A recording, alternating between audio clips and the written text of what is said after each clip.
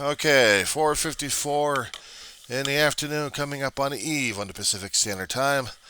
It is January 5th, 2023. Well, definitely 2023 has been showing us to be quite of a rocky road. We've had record storms trying to freeze out, rain out, and drown out people left and right. We have a political storm that still hasn't calmed itself. There is still no control in the Congress, or actually in the House of Representatives. The Senate's scratching his head, and so is the White House. They're wondering what the hell's going on. And the Democrats are probably wondering at this point, okay, enough of this shit show. Who are we going to follow? But every time there's this one guy that they keep voting in for the office. If this was regarding a populist or popular count, we would have already had a Democratic. Actually, we would have had a Democrat as a Speaker of the House again with a Republican controlled House. 11 times over. 11 times over, this vote has been happening, and McCarthy still sticks with it. I don't know what the hell the major malfunction is, except this is ENM. I'm going to put on Aaron Burnett.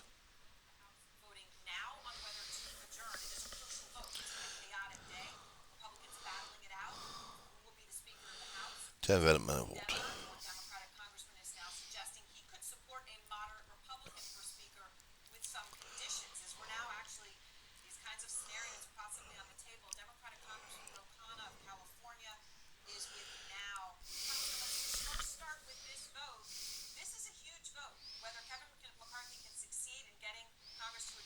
Well, while she's going to be interviewing other people at this point over here, I got to put in my 2 cents at this point over here. This is the same. This is the same asshole that Kern County, Bakersfield, Antelope Valley had sent over a decade ago to represent us, and to serve the country. But the problem is he's not serving the country. He's definitely not serving us, and he is putting Congress into a headlock. He has basically made sure that only Kevin McCarthy will be the speaker over there, and he's willing to go to length. He is not willing to let the Congress give this up to get another speaker in there. He wants it that bad. Now, he said so in different records and also through other people that he is owed. He is owed, and therefore he will get what is owed to him. But he's willing to give up anything and everything just to get that coveted title. But without the power, that keeps handing it over, and he just doesn't get it. Oh, this particular guy they're talking to right now is a Democrat. Sorry. Ro Khanna from California, Democrat.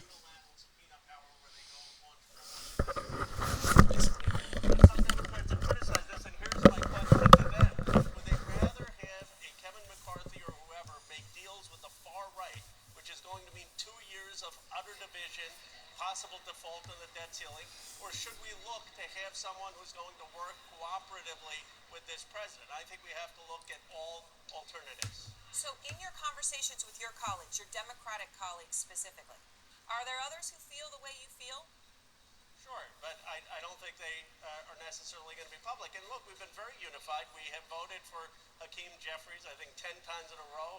United. The first option would be, can we get 6 Republicans to vote for Hakeem Jeffries? I think that would be the best solution for the country. But if we can't, then we have to look at the alternative.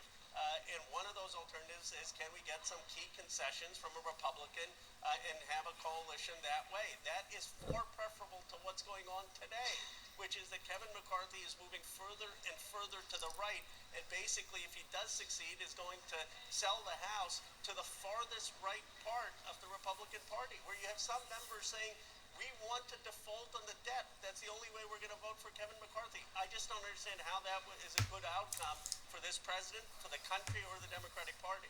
So there's, I mean, just to be clear here, to state what you're saying a different way, there's no way you would ever support anything like a rules change to allow a speaker to be picked by a simple majority that would, help Kevin McCarthy, or any other way that would help Kevin McCarthy, given what you're saying. No, no, and I would certainly defer to Hakeem Jeffries in terms of any negotiation directly with Kevin McCarthy, but he could have come to Hakeem Jeffries, just like John Boehner came to Nancy Pelosi to save this country in the financial crisis. He could have come to Hakeem. He's chosen instead to deal with the far right and make concession after concession. And that should be, I get right now, it's a Republican mess. But look, it's going to be a mess for the United States of America if we have a Speaker of the House beholden to the farthest right. All right, Congressman Khan, I appreciate your time. Always appreciate speaking to you. Okay. Thank you. All right, good night, sir. And thanks so much to all of you. Waiting for this vote, going to find out adjourn or not. A crucial test for Kevin McCarthy, and our special coverage of that vote. And the vote for Speaker continues now with AC 360.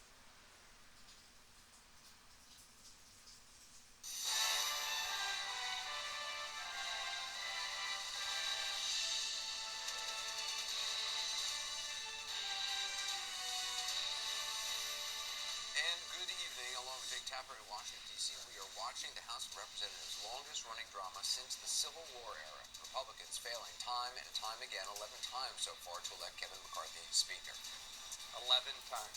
The latest vote, though, not only on that, merely on whether to adjourn and end Kevin McCarthy's rolling humiliation for the seat.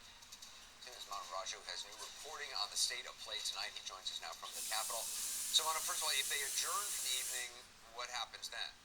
Well, then negotiations will continue. And actually, the motion to adjourn is a good sign for Kevin McCarthy, who has had one bad result after another.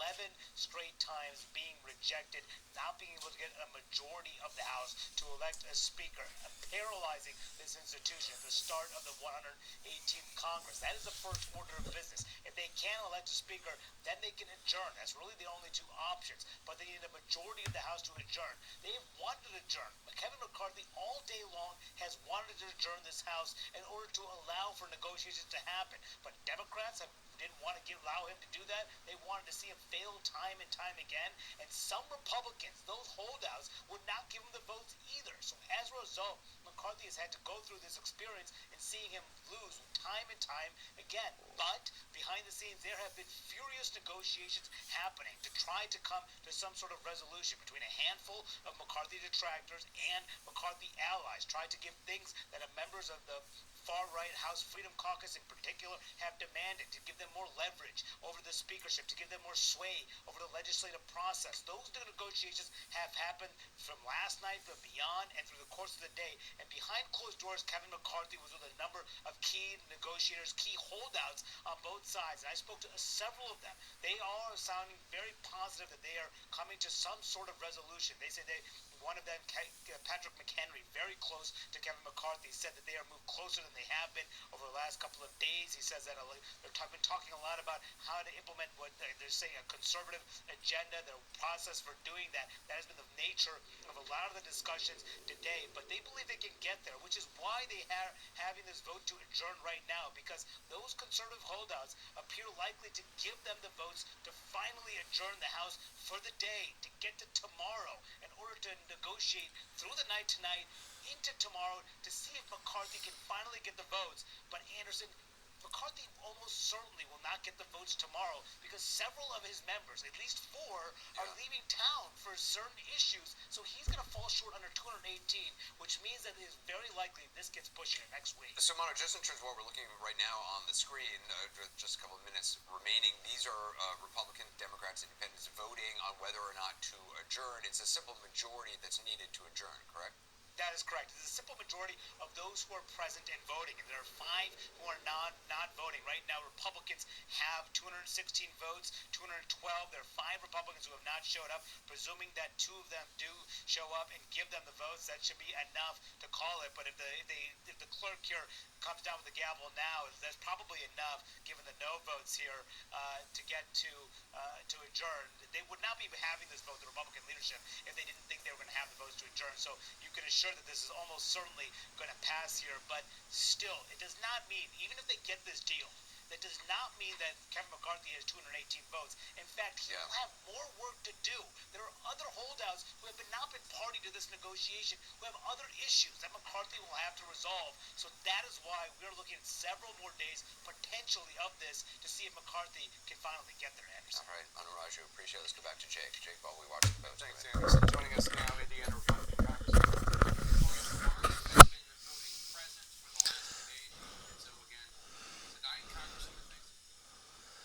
So while Jake is going to be talking in the background at this point. So, there you have part of it. Now they're coming together, the Republicans, all trying to get the hell out of there because they want to talk and they want to get the hell out and have an entire weekend to themselves and just pull out their head and probably freak. It's about another minute left. And 2 people left in the Republican Party haven't voted yet, but they will. And they'll vote yay or nay. Right now, they're just voting to adjourn for the weekend. If they're going to be bringing this up again tomorrow, this is going to be fun, but if not, we may have a 3-day holiday for these assholes. I did say that, didn't I? Okay, you got to understand that without Congress voting, without Congress trying to get bills appropriated, without getting money being passed along to where we're actually able to get people paid, including my disability that I'm dependent upon. If this doesn't continue on, if somehow the money runs out because we didn't get Speaker of the House elected to approve and make the agendas and whatever they need to do necessary that eventually affects my money, this does affect me. And affects you too. It affects our federal employees and everybody else dependent upon the government for any and every and all services. This is important. This is important. Right now, the motion is carried for adjournment. The time has expired. So most of the Republicans, except for one holdout, are going to be going, yay. And then most of the Democrats, actually all the Democrats there, are saying, damn, we could have stayed here another year longer. I don't know. They could have had, they could have had something set up in their own cots, stay there for the entire weekend.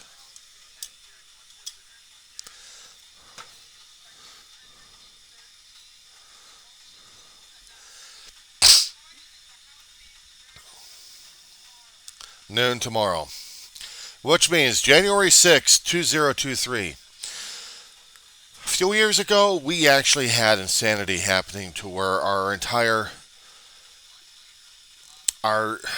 Congress was interrupted. We had a riot going on.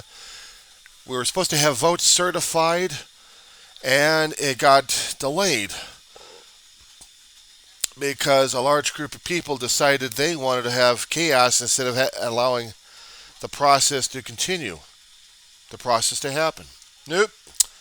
It was found out that Donald Trump actually started this whole damn shit, and he didn't want it. He still wanted his power. And people had followed Donald Trump's... They followed him, and his logic, and his thinking, and everything else about him. Problem is, they're getting themselves screwed over one way or another with everybody else, and it's affecting our whole entire government system. And yes, it may show that to other people, the democratic system is one of the weakest systems, and it is in a way, but it's also a strong system as well. We have a representative democracy, how we set the thing up. We do not have a parliamentary system like several other countries have, to where they're dealing with within their own parties. They can have a minister or prime minister elected within their own party, but the people still have to go on a constant voting on a constant basis. There's not like every 2 years there'll be another representative here or a representative there. For the House of Representatives, 2 years, and for the senators, every 6 years. So depending on which particular year that you had the senator in there, it's on a cycle. It's on cycles. And for us to have this go on like this is showing to the world how dysfunctional this particular Congress is. The people had voted for majorities in their different gerrymandered districts of getting more Republican people in there. How they limited voting, and it was proven that they were limiting voting left and right. Each state has its own process of electing people.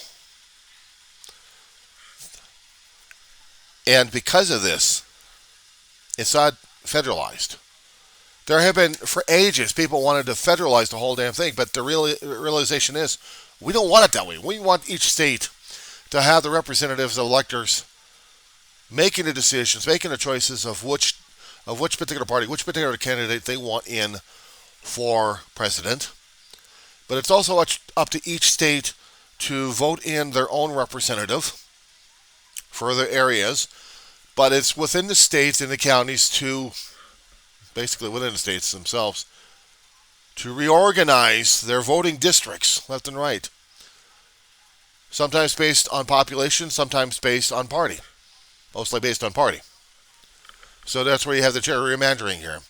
One area gets more Republicans, the other ones gets less on the Democrat or independents, or maybe another one has more independents.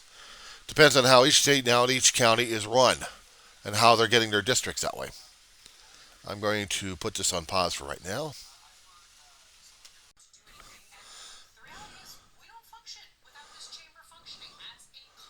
Sorry, I'm just getting CNN on right now. I missed it for a lot of good remarks.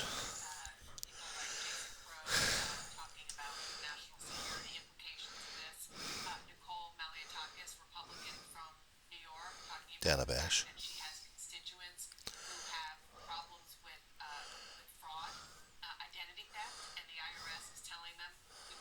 Oh, God.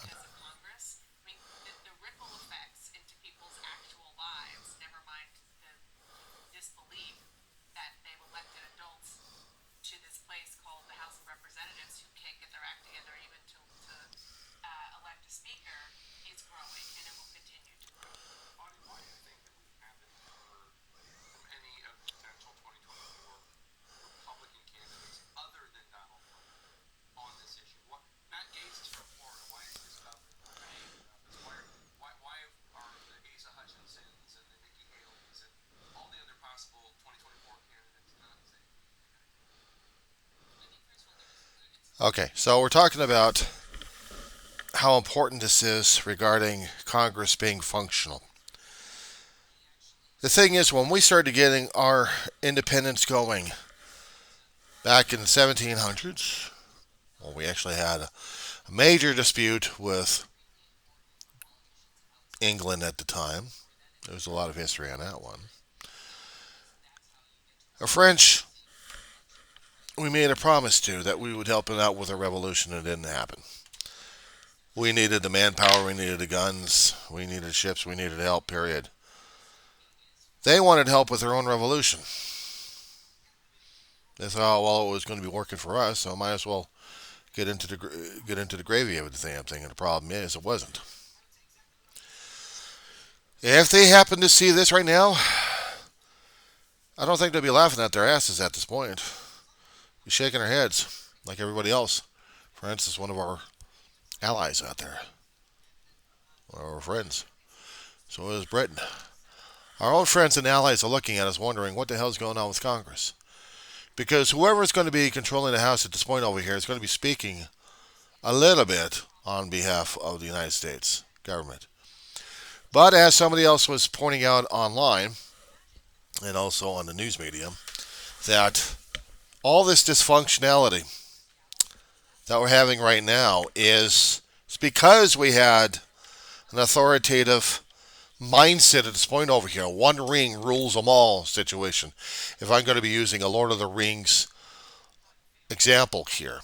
One party will rule them all because now we got the majority. Well, they tried this in 2016, between 2016 and 2018, and nothing got done. You had a controlled Congress, you had a controlled House, and no laws were passed. There was fighting within 2 years of each other because everyone else wanted their own things, and they didn't get it.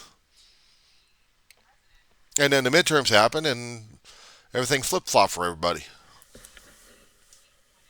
So now, because they have a slim majority in the House, and been listening to McCarthy bellyaching left and right, that he's going to do everything else he can for them.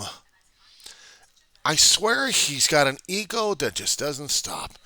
And this is showing to the rest of the world we are not a showcase, but we are an example of how democracy is actually working.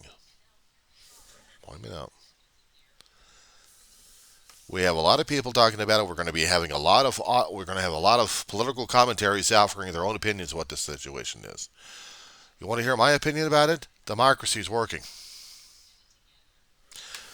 Republic democracy that we have is representative democracy that we have. It's a representative. We elect electors in a way. We're voting for our people in our own estates, and they're getting their electors going. And then their electors are supposed to be nominating candidates in the political parties that they have when they do this 4-year rigmarole for the presidency. All those nice, lovely parties they have for about a year. People trying to make political speeches left and right about who's this and who's that and God knows what else. But they're trying to show party unity. That's not exactly person unity, though.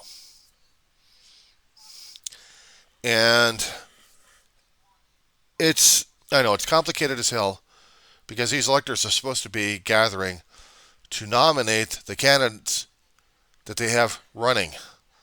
We can see debates like crazy on the national debates on these candidates going in for the presidency. We don't have those kind of situations except in each state on which particular person is going to be wonderful for our state as a senator and a representative. Except when they start televising them on our local stations instead of the national stuff. And then we get our senators and our representatives supposedly elected to Congress. In the process, we're supposed to be the majority party is supposed to be nominating and having a majority vote of a speaker that's going to be representing the House of Representatives. Now, they're going to be on the opposite side of the other party because the other party is going to be a minority and the other one's going to be a majority, and the majority has the guy. But on some occasions, there have been a conjoining speaker at this point over here where even a minority will get a majority vote, and if it's absolutely agreed upon, they'll have shared responsibility and shared powers. So we'll have a shared speakership, which that happened very few times in our history, if I remember. I'm not quite sure when was the last time, though. I think maybe once or twice in my lifetime. And we're not running into that situation right now. This particular Congress right now, this particular time, we have the theoretical GOP and we have the maggots GOP. And they're clashing, they're bumping heads with each other. The regular GOP is just mainstream. They're not the extreme. They're not the ones that are touting conspiracy theories left and right and wants to do everything else. But they do want to have political retribution against the Democrats for all the committees and the hearings we've had. And they don't like it, and they want revenge. So now they're going to get revenge if they get their act together regarding the speakership. And the problem is they can't get the speakership going because they can't get the majority going. Well, we have three or four candidates running for speakership right now, even 5 if it gets to that point. We're getting into a logjam at this point over here. But as I said before, democracy is working because we're seeing voting happening. It's not supposed to be perfect, but it is a functional way of getting things done. Now, we want a majority rules, but we also need to have the minority represented because we still need to have response and cooperation from the other side of the aisle, whatever party is in charge. Because votes may be split in one major party, but we'll need to pick up the other votes in cooperation to be a bilateral. And unfortunately, in the last Congress we had, the last 2 years, it wasn't like that. Some of the laws we've passed in and some of the bills have already been passed. A few of them were bilateral. They were across the aisles. But this is history in the making right now. 11 times. We were dealing with egos clashing left and right. Because one guy wants to party into power that madly, he's willing to sell his soul, and he's doing that. Because he has to have it. So if the ship is sinking at this point over here, if his party is going to be sinking fast, even though he's got a majority at this point, he's got so much splits and cracks in the whole thing going on right now that if McCarthy actually gets in office, the GOP will never get anything done, and the Democrats are going to be wondering for the next 2 years, this is what's going to be like, because we have a dysfunctional government. But democracy is working because the people of each state had voted in their representatives and a number of senators to be filled into the coffers of the House of Congress, into the halls of Congress, I should say, even in the mighty halls of the representative. So there are representatives of each state in there. Problem is, they're not talking to each other. It's going to get crazier and crazier as the weekend progresses and as next week rolls in. I don't know what's going on.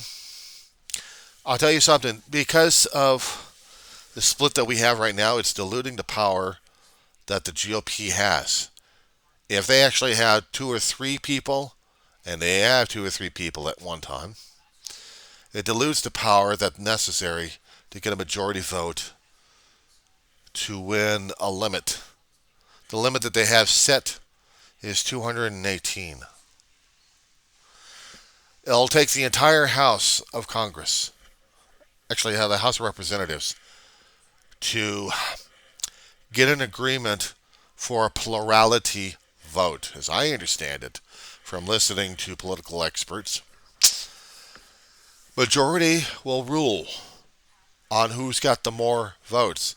That means if we happen to get another Democrat or the same Democrat getting majority votes, and the Republicans still have more than one representative, they're not going to get majority. They're not. It's not 2 or 3 candidates equals to one number for them to overrule the Democrats. No, it's each candidate of how much votes he's going to get. If they happen to get the majority over the other guy, fine. If they get past that 218, whoever gets it is going to become Speaker. Unless they do that plurality, where it means both Democrat and Republican are going to be shooting for this one. If any selected candidate actually has a majority, that one's going to be the Speaker. If the House of Representatives will agree to that motion. And if they don't, we're back at it again with counting ballots one more time. Are we having fun yet or what? Are we having fun or what with politics, boys and girls? This is just... I'm tired. And I just woke up from a nap.